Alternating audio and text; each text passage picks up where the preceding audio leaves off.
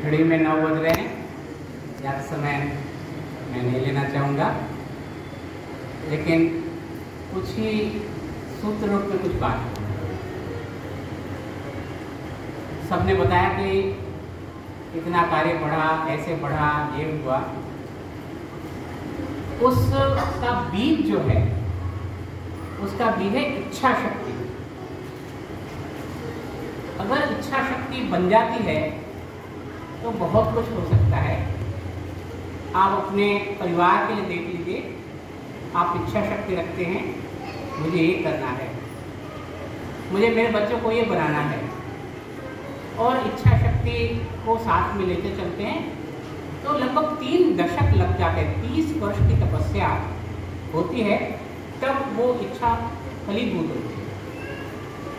और इच्छा शक्ति में कहीं कोई कंप्रोमाइज़ हो गया तो चीज़ें फिर वो नहीं बन पाती, इच्छा इच्छा ही रह जाती है। तो जब मैं आर्य समाज में प्रविष्ट हुआ, मेरे माता पिता के संस्कार थे, मेरे पूरे परिवार के संस्कार थे, वो संस्कार और भी प्रबल होते चले गए। और एक ही इच्छा शक्ति थी कि आर्य समाज के झंडे को ऊंचे से ऊंचा ले जाना, क्योंकि राष्ट्रहित में जो कार्य करने वाली बहुत उत्कृष्ट संस्था है, जो महर्षि स्वामी दयानंद सरस्वती जी ने स्थापित की थी, और जो राष्ट्र को सबसे प्राथमिकता देती है, राष्ट्रहित को सबसे प्राथमिकता देती है, उसको माध्यम बनाते हुए आर्य समाज के काम को बढ़ाने का संकल्प करते हुए आगे बढ़े। और इच्छा शक्ति में पूरी टीम चाहिए होती है, पूरी टीम साथ में रही और कार्य आगे से आगे बढ़ता गया, सफल होता गया।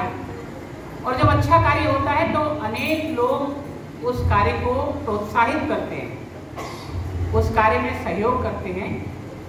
और ऐसा ही अनुभव जब मैं कार्य कर रहा था तो मुझे भी मिला। मुझे याद है शुरू के दिनों में मेरे लिए 101 रुपये का दान जो है बहुत बड़ा होता था, क्योंकि मेरी शुरुआत में से ही आदत रही 1 रुपया भी अपने लिए नहीं रखना। जो भी मिलता था वो समाज के लिए, और तब भी करता था, आज भी करता हूँ, मेरे भाई अखिलेश भी वही करते हैं। और अब 101 रुपया नहीं, अब मैं जब भी जाता हूँ किसी के पास भी तो 6 फिगर 7 फिगर 6 0 7 0 ये फिगर के साथ लोगों के पास जाता हूँ और उसको लेकर के आता हूँ। वो कार्य क्यों संभव होता है? क्योंकि आपने किसी से कोई बात की, कोई अपनी योजना रखी, उस योजना को कार्यान्वित नहीं किया तो आपको आगामी सहयोग नहीं मिल पाएगा। जैसा भी बता रहे थे, छोटा सा समाज, आर्य समाज गांधीधाम में, झंडा चौक में, उसको धीरे धीरे हमने विस्तारित किया और इच्छा शक्ति रखी कि हमें किसी न किसी तरह से जनहित के कार्यों को करना है। क्योंकि जनता की बहुत सारी चीज़ें हैं जिनमें उनकी इच्छाओं को पूरा किया जाता है सेवा भाव के रूप में। तो पहले हम लोगों ने मेडिकल ऑक्सीजन बैंक शुरू की। आपको पता है कि मेडिकल ऑक्सीजन के कितने भी हाहाकार मचा पूरे देश भर में, लेकिन हमारे यहाँ मेडिकल ऑक्सीजन बैंक लंबे समय से चल रही थी और वो बड़ी उपयोगी थी उस समय। चाहे अप्रत्याशित थी, हम पूरी तैयारी के साथ उस पर तैयारी नहीं कर पाए, लेकिन जितने भी सिलेंडर थे हमारे पास, उसको रोज़ के हम 150 के करीब सिलेंडर लोगों तक पहुँचा रहे थे। और वो बहुत बड़ी, लोगों को जान बचाने के लिए बहुत अच्छी सेवा की सुविधा थी। तो वो 1996-97 में शुरू हुई। उसके बाद जैसा मोहन भाई ने बताया, कंडला का तूफान आया। वो एक प्रकार से हमारे लिए भूकंप आएगा वो पता नहीं था, लेकिन उसके अनुभव जो थे वो भूकंप में काम आए। और जिस दिन भूकंप आया उसी दिन गांधीधाम का सबसे पहला जो रसोई है, ये अतिशयोक्ति नहीं है या सही बात है कि पहली रसोई गांधीधाम में आर्य समाज ने शुरू की और 300 लोगों का खाना बना। घोषणा तो हो गई, कैसे होगा तो मुझे पता नहीं, लेकिन आर्य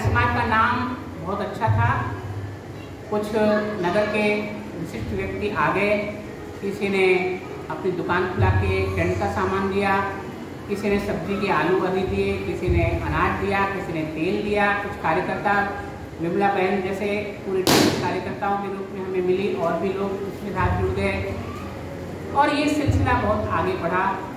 कार्य को देखते हुए लोगों का सहयोग रहा, जीवन प्रभात का संकल्प आया, कुछ भी एक खाली इच्छा शक्ति थी ये कार्य करना है और इतना कार्य जो है शुरू किया और एक के बाद एक सिलसिला चलता गया, सफलता मिलती गई। केवल एक ही पीछे कारण था, दृढ़ इच्छा शक्ति। मोहन भाई ने बताया कि मैं कभी हिला नहीं, जेब में पैसे नहीं है, जेब में पैसे नहीं है, फिर भी काम करना है और काम हम करते गए, लोगों से कहते गए कि आप विश्वास रखिए, आपको पैसे मिल जाएंगे, हमें आप सहयोग कीजिए ताकि हमारा कार्य बढ़े। लोगों ने सहयोग किया, कार्य बढ़ा और उस कार्य के बाद और भी प्रकल्प जुड़ते गए। हमने देखा कि एक अच्छे स्कूल की जरूरत है जो भारतीय संस्कृति के अनुसार चले, तो हमने CBSE स्कूल की शुरुआत की, अब एक और शुरुआत करने जा रहे हैं। तो जब इच्छा शक्ति होती है तो उसमें जुझारूपना होता है, ये करना है तो जुझारूपना होता है, उसमें कहीं पीछे हटकर देखना नहीं होता है, आहूत कर देना होता है।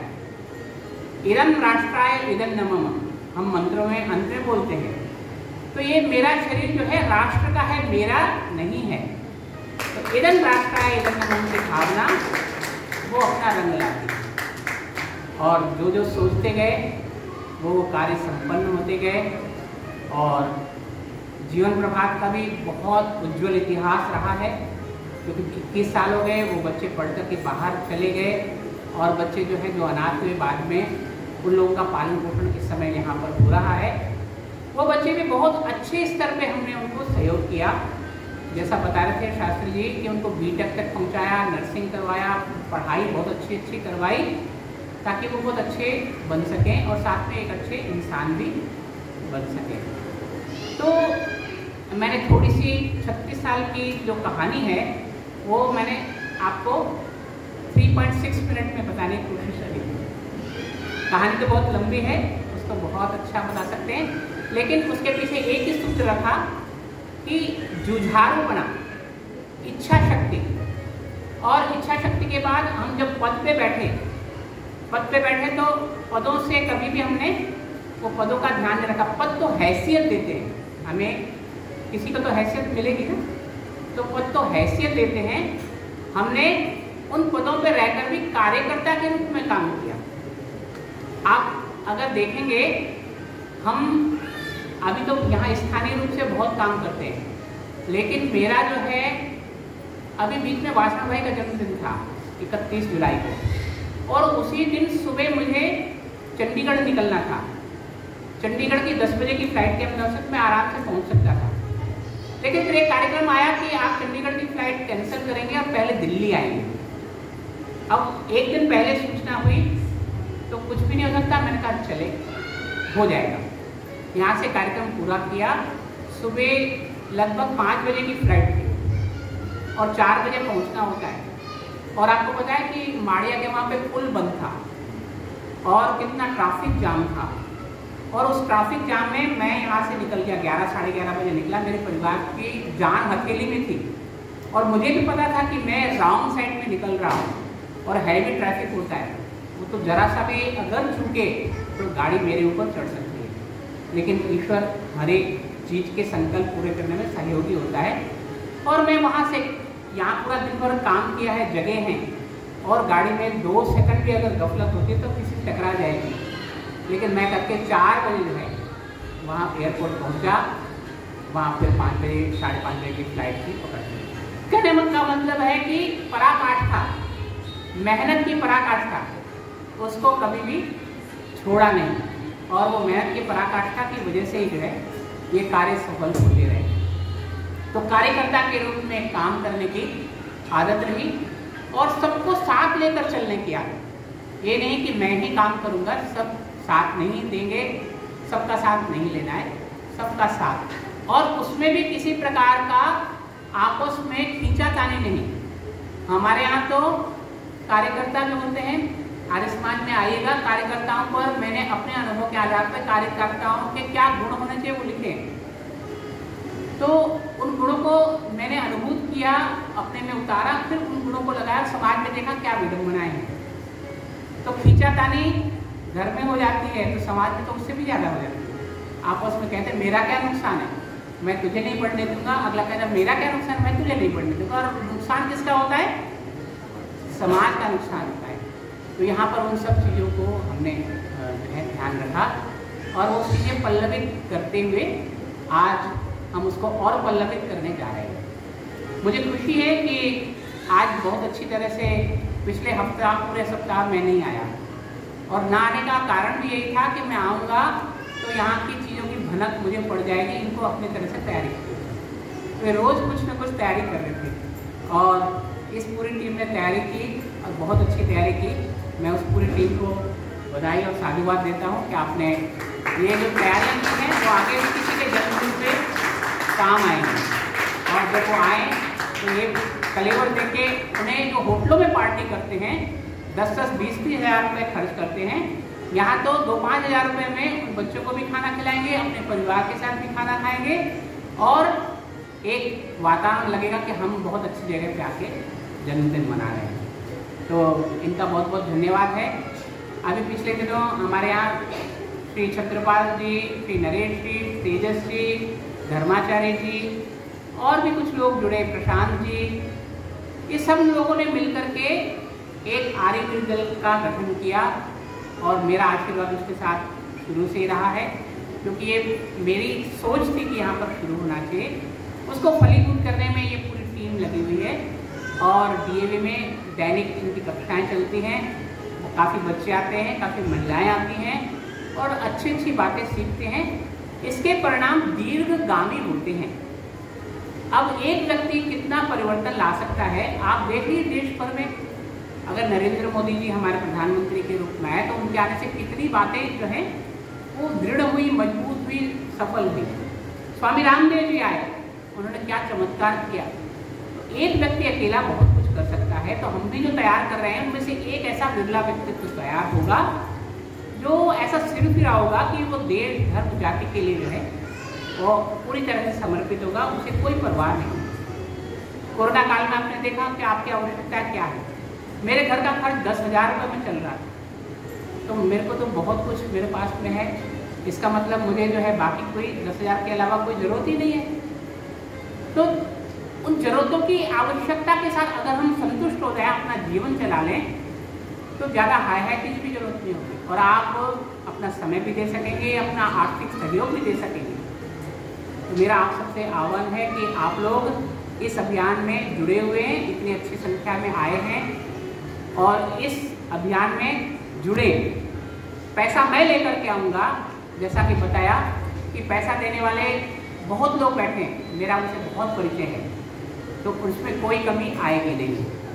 आप लोगों को सिर्फ अभी सत्संग की संख्या भी हमारी बहुत अच्छी रहती है, रविवार के सत्संग, आप लोगों को इसी प्रकार से आना है, जुड़ना है, दूसरों को जोड़ना है। कई बार निराशा की बातें होती हैं, हम कभी निराशा की बातें सोचेंगे नहीं। अगर इतना अच्छा काम हो सकता है तो आशावान है और भी आपका सहयोग होगा तो और काम आगे बढ़ सकेगा। आपका सबका बहुत बहुत धन्यवाद है। मैं ज़्यादा समय नहीं लेना चाहता। हमें एक और कार्यक्रम है। पिछले दिनों हम महसूस कर रहे थे कि आर्य दल को मजबूत करने के लिए उन्हें साधनों की आवश्यकता है, तो यहाँ पर एक साधन हम 2 दिन पहले खरीद के यहाँ पर रखा है और क्योंकि ये 24 तारीख को सबका आना था, इसीलिए इस तारीख को हमने चयनित किया कि उस दिन पर हम इसका लोकार्पण करेंगे। तो मैं इस कार्यक्रम के बाद हम भोजन भी करेंगे और जो हमारा धर्म रथ है उसका लोकार्पण भी करेंगे। फिर से आपका एक बार बहुत बहुत धन्यवाद है। आप भी अपने अंदर ऐसी प्रेरणाएं पैदा करिए, एक ऊर्जा बनिए, एक ऐसा शक्ति का पुंज बनिए, एक अंदर ऐसी आग जलाइए कि हमें भी कुछ करना है हमारे समाज के लिए, हमारे आसपास के इलाके के लिए, हमारे देश के लिए। अगर आप में से 2-4 लोग खड़े हो जाएंगे तो बहुत बड़ा कार्य जो है वो हम कर पाएंगे। बहुत बहुत धन्यवाद। आज मेरा सम्मान आप सबने किया, मैं बहुत हर्षित हुआ और मुझे बहुत अच्छा लगा।